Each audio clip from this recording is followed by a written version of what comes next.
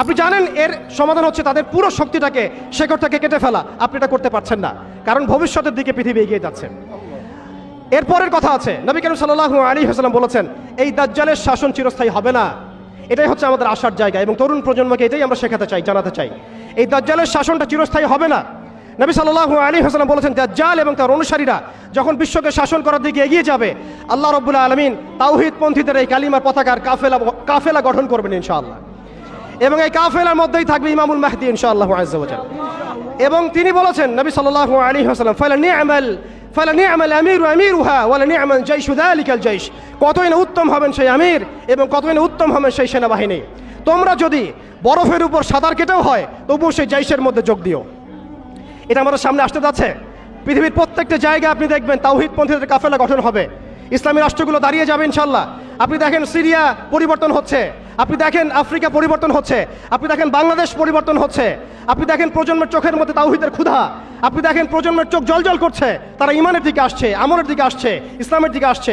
সময়, time is closing down to the আখিরুজ জামান ইনশাআল্লাহু আযজা ওয়া জাল্লা। এখন কথা হচ্ছে ইমামুল মাহদীর বাহিনী এই দাজ্জালের বাহিনীর সাথে যুদ্ধ করতেই থাকবে, করতেই থাকবে, করতেই থাকবে, কিন্তু শেষ পর্যন্ত ইমামুল মাহদীর হাতে দাজ্জালের মৃত্যু লেখা হবে না। আল্লাহ রাব্বুল আলামিন এই মিথ্যা মাসিহকে মেরে ফেলার জন্য, ধ্বংস করার জন্য আসমান থেকে সত্যিকারের মাসিহ ঈসা আলাইহিস সালামকে পাঠাবেন এই সিরিয়ার মধ্যেই ইনশাআল্লাহ। এই কথাগুলো আমাদের অনেক ভাই বুঝেন না, অনেক ভাই জানেন না, স্টাডি করতে চান না, তারা শুধুমাত্র একটা হাইপকে কেন্দ্র করে কথা বলতে চান। বিশ্ব এদিকে এগিয়ে যাচ্ছে, আমরা এখানে শুধু হাইপ তুলতে আসি নাই, আপনাদেরকে জানাতে এসেছি, বোঝাতে এসেছি যে আস্তে আস্তে বিশ্ব কোন দিকে যাচ্ছে এবং আমাদের করণীয় কি হবে। এবার আসেন, এটা ভবিষ্যৎবাণী শুধু নয়, নবী সাল্লাল্লাহু আলাইহি ওয়াসাল্লাম অকাট্য ভবিষ্যৎবাণী। তিনি বলেছেন ঈসা আলাইহিস সালামের হাতে যেই ফিলিস্তিনে আজকে মাজলুম বোনদেরকে শহীদ করা হচ্ছে, বাচ্চাদের মাথার খুলি উড়িয়ে দেওয়া হচ্ছে, আমাদের ভাইদেরকে জীবন্ত পুড়িয়ে মারা হচ্ছে, ওই ফিলিস্তিনে লিখে রাখেন আপনারা, মিডিয়া দিয়ে প্রচার করে দিয়েন, এই ফিলিস্তিনের বাবে লুদ নামক জায়গায় তাদের মিসায়া, তথাকথিত মিসায়া মাসিহুদ দাজ্জালকে ঈসা আলাইহিস সালাম হত্যা করবেন ইনশাআল্লাহ। পৃথিবীর কোন শক্তি, কোন ন্যাটো, কোন ইউনাইটেড নেশনস, কোন ইউরোপিয়ান ইউনিয়ন, কোন IMF, কোন ওয়ার্ল্ড ব্যাংক, কোন সাম্রাজ্যবাদী শক্তি এই ভবিষ্যৎবাণীকে ঠেকাতে পারবেন ইনশাআল্লাহ।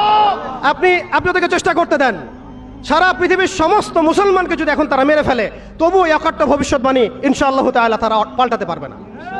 এটা আমাদের আশার জায়গা, এটাই হচ্ছে চূড়ান্ত বিজয়। এবং ঈসা আলাইহিস সালামের হাতে আগামী 40 বছর লিখে রাখেন আপনারা, এরপরের 40 বছর ওই বাইতুল মুকাদ্দাস থেকেই সারা বিশ্বে ইসলামী খিলাফা কায়েম হবে ইনশাআল্লাহ। যে খিলাফা শব্দটা এখন রাজনৈতিকভাবে আপনারা নিতে পারেন না, হজম করতে পারেন না। আমি জানি আপনারা জানেন না, অনেকেই এটা অজ্ঞতার কারণেও হতে পারে, তারা হয়তো জানেন না, আমরা জানাতে এসেছি।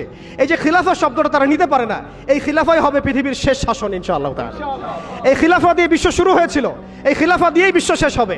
ঈসা আলাইহিস সালাম 40 বছর ওই জেরুজালেম থেকেই এই বিশ্বকে শাসন করবেন ইনশাআল্লাহ তাআলা। এটা লেখা হয়ে গেছে কুদিয়াল আমর, এটা কেউ চেঞ্জ করতে পারবে না।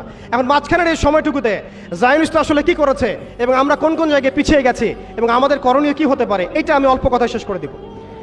এক কথায় দেখুন, জায়নিস্ট মুভমেন্ট গঠন করার পরে তারা সর্বপ্রথম, ভালো করে খেয়াল করেন, তারা সর্বপ্রথম একটা ঐক্যবদ্ধ প্ল্যাটফর্ম এনেছে। আমরা দেখেন সারা বিশ্বে এখন পর্যন্ত মুসলিমরা একটা ঐক্যবদ্ধ প্ল্যাটফর্ম করতে পারি নাই। তারা ঐক্যবদ্ধ একটা প্ল্যাটফর্ম করেছে এবং সেই প্ল্যাটফর্মকে কেন্দ্র করে তারা সবার আগে খিলাফত ব্যবস্থাকে ধ্বংস করেছে, অটোম্যানদেরকে তারা পরাজিত করেছে। প্রথম বিশ্বযুদ্ধের সেই 1914 থেকে 18-এর মধ্যে তারা বাইতুল মুকাদ্দাসে প্রথম ঢুকেছে এবং তাদের সহযোগী ছিল পশ্চিমা বিশ্ব এবং ব্রিটেন। আজকে আমরা ইসরায়েলের এগেনস্টে কথা বলি ঠিকই, কিন্তু পশ্চিমা বিশ্বের এগেনস্টে আমরা কথা বলতে পারি না, আমরা ব্রিটেনের এগেনস্টে কথা বলতে পারি না। আজকে আমরা ইসরায়েল বিরোধী কথা বলি ঠিকই, আমেরিকার এগেনস্টে আমরা কথা বলতে পারি না। আজকে আমরা তাদের পণ্য বয়কট নিয়ে কথা বলি, এটাও দরকার আছে, কিন্তু তাদের আদর্শ দিয়ে আমাদের ব্যক্তি জীবন, পারিবারিক জীবন, সামাজিক জীবন, ইভেন রাজনৈতিক অর্থনৈতিক জীবন পর্যন্ত ঢেলে সাজানো হয়েছে, এগুলো আমরা ছাড়তে পারি না। অতএব শুধু এক পেশে দৃষ্টিভঙ্গি দিয়ে আপনি সমস্যার সমাধান করতে পারবেন না।